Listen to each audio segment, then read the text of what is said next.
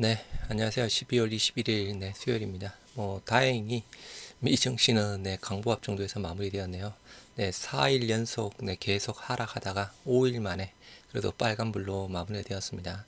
일단 장중 내내 그래도 빨간불 보인 때가 조금 더 많이 있었던 상황이었는데요. 조금 증시가 약간 과매도 구간이다라는 또 이야기가 또 나오고 있습니다. 일단 어제 우리 일본의 그죠 금리에 대한 부분을 좀 그대로 현상 유지를 할 줄 알았는데 금리 인상으로 조금 또 전환하면서 아시아 증시가 모두 안 좋았던 부분이었고요. 다행히 미증시는 다우는 0.28 그리고 나스닥 0.01 그리고 S&P 500 0.1%대에서 모두 강보합으로 마무리되었습니다. 어제 일단 또 2차 전지주가 또 많이 빠졌다라고 하네요. 영국 0.13 유럽 증시 혼조세 부분이고요. 프랑스 마이너스 0.35 그리고 독일 마이너스 0.42에서 하락 마무리가 되었습니다. 필라델피아 반도체 지수 마이너스 0.62 하락 마무리되었고요. 일단은 5일 만에 미증시 상승으로 일단 턴을 했습니다. 일단 다행히 현재 미선물 3대 지수도 한 0.2에서 0.4%대 상승세 보이고 있고요. 다우가 0.35 그리고 S&P 500 0.3 그리고 나스닥 0.46에서 모두 상승세 보여주고 있습니다. 뉴욕 증시 저가 매수에 닷새 만에 상승했다. 테슬라가 8%대 폭락했다라고 하는데요. 여하튼 테슬라 계속 빠지고 있죠. 100달러까지 떨어질 수 있다라고 이야기가 계속 나오고 있는데, 여하튼 테슬라의 머스크는 지금 테슬라 쪽보다는 약간 트위터 쪽에 워낙 또 관심도 있고 테슬라 주식을 계속 팔고 있습니다. 안 판다라고 하는데 계속 팔고 있습니다. 여하튼 사기꾼 기질이 농후한 이날 시장 각국의 긴축 위험과 부진한 주택시장 지표에 주목을 했다. 미 연방준비제도 페드와 ECB, 잉글랜드 BOE의 금리 인상에 이어 일본은행의 정책 변화가 각국의 긴축 우려를 강화했다 해서 일본의 좀 정책 변화가 있었던 상황이었고요. 이날 발표된 주택 관련 지표도 여전히 부진한 모습을 보였다라고 하네요. 이날 뉴욕 증시 이러한 각국의 긴축 위험을 소화하면서도 낙폭 과대에 따른 저가 매수세에 소폭 반등했다.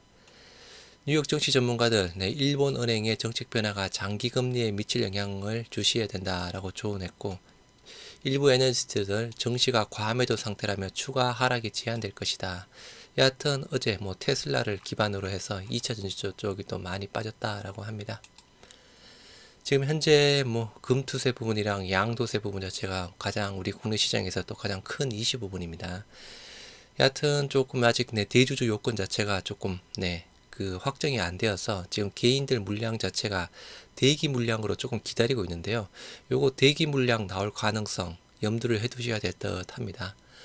또 8조대 하면서 큰손 양도세 회피 물량 쏟아지나 라고 하는데, 일단 작년과 동일하게 10억 원 정도로 대주주가 유지된다 라고 하면 8조 원대, 이게 한꺼번에 좀 짧은 기간에 좀 매도량이 나올 수 있다라고 하면서 변동성 주의해야 된다라고 이야기를 하고 있고요. 양도세 부과 대상인 대주주 기준 놓고 정부 여당과 야당 지금 힘겨루기를 하고 있습니다. 관망하던 개인들 26일이랑 27일 매도 가능성이 높게 나온다라고 하는데요. 지난해 연말에 8조 원대 쏟아졌는데 지금 현재 일단 개인들 순매수세가 더 많이 있죠. 해서 요게 조금 또 시장에 단기적으로 좀 변동성을 가져올 수 있다. 이 배당 모멘텀, 여하튼 이게 대주주 양도세 10억 이슈가 되고 있네요. 연말 주식 양도소득세 부과를 피하기 위한 고액자산가들의 회피 물량이 수조 원 가량 쏟아질 것으로 전망이 된다. 금융투자소득세 2년 유예하는 쪽으로 방향이 잡혔는데, 양도세 20%가 부과되는 대주주 기준을 놓고 정부와 여야가 합의점을 찾지 못하고 평행선을 걷고 있다. 양도세 향방을 보고 지켜보고 있는 큰손 개인 투자자들이 납회를 앞두고 매도 물량을 쏟아낼 가능성이 있어 증시 변동성 커질 것으로 보인다라고 합니다. 현재는 주식 양도세 대주주 기준 10억의 친족등 합산이죠.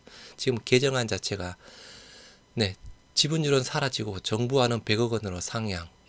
원래 지금 현재 10억 원 부분이죠. 절충안이 20억에서 30억 정도로 지금 예상을 하고 있는 상황이고, 친족등 합산해서 본인만 계산하는 쪽으로 조금 바뀌고 있는 상황입니다.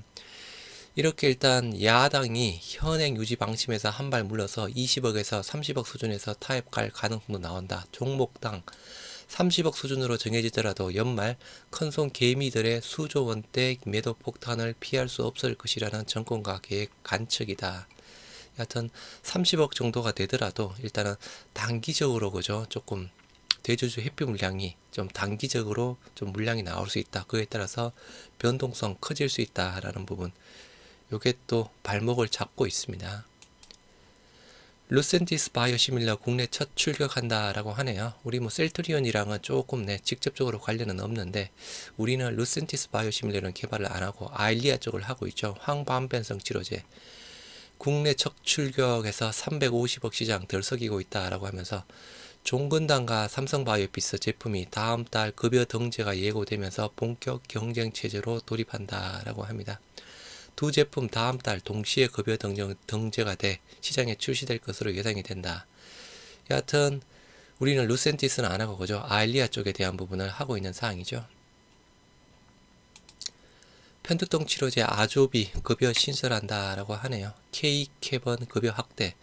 편두통 치료제 아조비, 우리 셀트리온이 그죠, 테바로부터 CMO 부분을 받고 있는 사항이죠. 조금 또 직간접적으로 영향이 있는 사항이죠. 내년 초 한독 테바의 편두통 치료제 아조비 2개 품목과 비아트리스의 다제내성 기력치료제 도브 프렐라의 급여 기준이 신설된다라고 합니다. 일단 다음 달에 테바의 아조비 등이 국내에 일단 급여 등재가 되면서 출시가 된다라고 하고 있고요. 요게 여하튼 좀 또 잘 되어야 되겠죠. 처방 확대 후 발약 견제에서 면역 항암제 피아제형 개발 각축을 보이고 있다 해서 피아제형, SC제형 이야기하고 있습니다. 로슈, FDA, EMA 등서, 티센트릭 SC 허가 절차 진행 중에 있는 사항이고요. 요게 알테오젠의 경쟁사 부분이죠. 히알루닌, 아무튼 머크는 키트루다 SC 3상 내년 2월 달에 1차 종료가 된다라고 하네요. 요게 SC 제형 기술 자체가 알테오젠 제형 기술이다라고 이야기를 하고 있습니다. 3에서 8분 만에 투약, 편의성 높여 경쟁력을 강화한다. 빅파마가 정맥주사 제형인 항면역 항암제를 피하주사 제형으로 개발해 경쟁력을 강화하고 있다. 투약 편의성을 높여 처방을 확대하기 위해서다. 로슈와 머크, BMS, 화이자 등이 면역 항암제 SC 임상에 속도를 내고 있다. 향후 특허 만료를 대비해서 후발주자를 견제하기 위한 전략도 깔린 것으로 분석이 된다라고 하면서 항암제 쪽에 대한 부분도 SC 제형으로 많이 또 이제 또 진행을 하고 있다라는 부분입니다. 티센트릭 쪽에 대한 부분, 미국 할로자임 테라피틱스의 바이오 플랫폼 기술이 적용이 되었던 부분이었는데요. 일단 이 부분은 미국 할로자임 테라피틱스, 요거는 티센트릭 부분이랑 일단은 독점 계약을 맺었던 부분이었고, 이제 키트루다 SC 같은 경우에는 비독점적으로 해서 알테오젠의 SC 제형 이 적용된 부분으로 지금 모두들 그렇게 추측을 하고 있습니다. 주요 면역 항암제 피하주사 제형 임상에서 로슈의 티센트릭, 머크의 키트루다, 그리고 옵티보까지 화이자의 사살리암 등의 이야기가 나오고 있는 사항인데요. 여하튼 기존의 IV 제형에서 SC의 배형으로 바꾸면 여하튼 투약 시간도 많이 줄어들고 그죠. 일단 특허권에 대한 부분도 제형 특허 다시 또 늘릴 수 있는 사항이고 여러 가지 또 장점이 있는 사항이죠. SC 개발은 특허 만료에 따라 바이오시밀러가 면역 항암제 시장에 침투하는 것도 대비할 수 있다. 여하튼 키트루다 SC, 알테오젠, 업계는 머크가 국내 바이오 기업 알테오젠과 협력해 키트루다 SC 제형을 개발 중인 것으로 보고 있다 해서 최근에 알테오젠이 그죠, 조금 많이 올랐던 부분이 요 이슈가 부각이 되고 있는 사항이죠. 요게 일단은 내년 1월 1차 종료, 내년 2월달 1차 종료, 또 알테오젠 이슈가 나올 수 있는 사항입니다. 서정진 셀트리온 회장, 엔터테인먼트 화장품 사업 실패로 돌아가나, 또 갑자기 또 엔트랑 또 화장품 사업을 덜먹이고 있네요. 셀트리온 엔터테인먼트 2018년부터 4년 연속 적자 보이면서 매니지먼트 사업부 해산했다라고 하고요. 셀트리온 스킨큐어 2017년부터 영업 손실 지속이 되고 있다라고 합니다.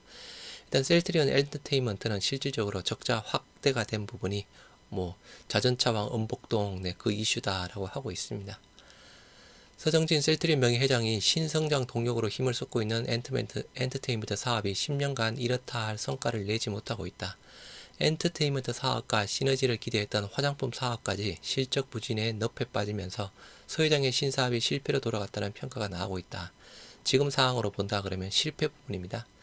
엔터테인먼트는 4년 연속 적자 부분을 보이고 있는 상황이고, 일단은 엔터테인먼트 지분 셀트리온 홀딩스가 지분 100%를 가지고 있습니다. 서 회장이 97% 정도 가지고 있고, 실질적으로 서 회장이 경영권을 가지고 있는 상황인데, 여하튼 이범수의 조금 경영 문제 부분이다가 또 이야기를 하고 있습니다. 자전차 왕 엄복동이 흥행에 참패하면서 150억 원을 단독 투자를 했던 부분이었고, 손익분기점 400만 명인데 17만 명으로 해서 큰 타격을 줬다라고 하고 있네요. 일단은 엔터테인먼트도 문제고, 그죠? 스킨케어 쪽에 대한 부분도 일단은 문제 부분입니다. 그래서 스킨케어 쪽에 대한 부분도 일단은 합병 자체가 좀 주식 매수 가닥권 나오면서 좀 실패를 했던 부분이었고, 서정진 회장이 신성장 동력으로 추진했던 엔터테인먼트 사업과 화장품 사업이 모두 난항을 겪고 있다. 적자가 지속되고 있는 가운데 큰 손해를 막기 위해서는 과감한 결단이 필요하다. 뭔가 조금 과감한 결단 내려야 되지 않을까 싶네요. 정말 그죠? 4년 연속 적자에 계속 지금 적자를 내고 있는 상황이고, 여하튼 홀딩스에 대한 부채 비율도 이에 따라서 계속 높아지고 있다라고 이야기를 하고 있습니다. 셀트리온 엔터테인먼트 실적 악화로 매입 채무 차익급 비중이 늘어나면서 홀딩스의 부채 비율도 치솟았다. 셀트리온 홀딩스의 부채 비율 2020년 161에서 2021년 193을 기록했다. 공정위가 지정한 부채 비율 상한선인 200%에 근접한 수치다라고 하면서 또 느닷없이 또 엔터랑 화장품을 또 덜먹이고 있습니다. 이유가 뭔지는 일단은 잘 모르겠지만, 일단은 약간 사실인 부분은 사실. 현재 아무튼 지금 미선물 3대 지수 상승폭을 조금 더 확대를 하고 있고, 미증시 간만에 그죠 5일 만에 반등세를 보였습니다. 여하튼 오늘은 조금 증시가 시장 자체가 조금 좋게 마무리가 되었으면 좋겠네요. 오늘 하루 또 모두들 화이팅 하시기 바랍니다. 감사합니다.